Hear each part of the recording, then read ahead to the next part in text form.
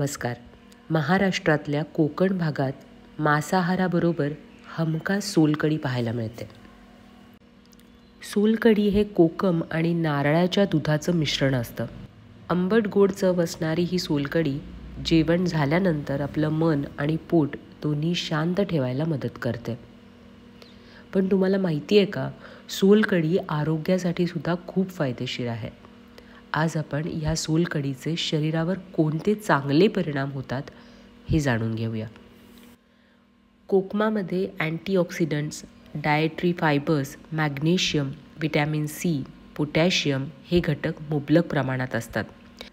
नारळ आणि कोकमातील अँटीऑक्सिडंट एकत्र आल्यानं त्वचेचं आरोग्य खुलवण्यास, त्वचा अधिक सतेज करण्यास आणि एजिंगची प्रक्रिया थोडी पुढे ढकलण्यास मदत होते.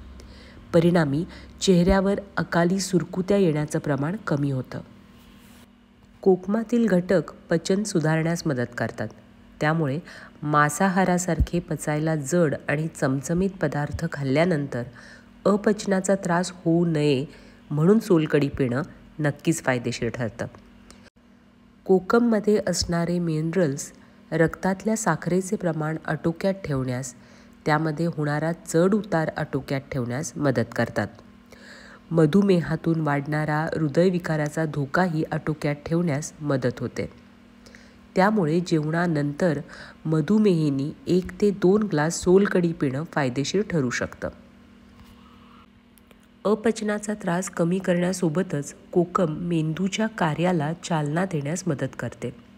शरीरावरील आणि मनावरील ताण हलका होण्यास मदत होते. उन्हाळ्याच्या दिवसात डिहायड्रेशनचा त्रास आटोक्यात आणण्यासाठी सोलकढी हे उत्तम एनर्जी ड्रिंक आहे. शरीरातील उष्णता, पित्त शमवण्याची क्षमता सोलकढीत आहे. त्यामुळे जेवणानंतर सोडायुक्त सॉफ्ट ड्रिंक्स पिण्यापेक्षा सोलकढीचा आस्वाद घेणं अधिक फायदेशीर आहे. त्यामुळं सोलकढी एक डिटॉक्स ड्रिंक म्हणून फायदेशीर ठरते. कोकमातील अँटीऑक्सिडंट्स ॲलर्जीचा धोका कमी करण्यास आणि रोगप्रतिकारक शक्ती सुधारण्यास मदत करतात. सोलकढीमध्ये आलं लसणाची फोडणी असल्यानं सर्दी, मळमळ, पचनक्रियेत बिघाड झाल्याने वाढणारी अस्वस्थता कमी करून रोगप्रतिकारक शक्ती वाढण्यास मदत करते. मांसाहारामुळे अनेकदा पित्ताचा त्रास होतो. पित्तामुळे शरीरावर जाडसर पुरळ येण्याची शक्यता असते. सोलकढीमुळे अशा प्रकारच्या त्वचेच्या ॲलर्जीवर आराम मिळू शकतो. याचं मुख्य कारण म्हणजे सोलकढीमुळे पचनक्रिया सुधारते. परिणामी शरीरातील विषारी घटक बाहेर टाकले जातात. शरीर डिटॉक्स झाल्याने त्वचेवरही त्याचा उत्तम प्रभाव दिसून येतो. आता एक महत्त्वाची गोष्ट, कुठल्याही गोष्टीचा अतिरेक झाला तर त्याचं शरीराला नुकसानच होतं. त्यामुळे सोलकढी जरी चवीला चमचमीत लागली तरी गरजेपेक्षा जास्त त्याचं सेवन करणं हे शरीराला हानिकारक ठरू शकतं. त्यामुळे सर्दी खोकल्याचा त्राससुद्धा उद्भवू शकतो.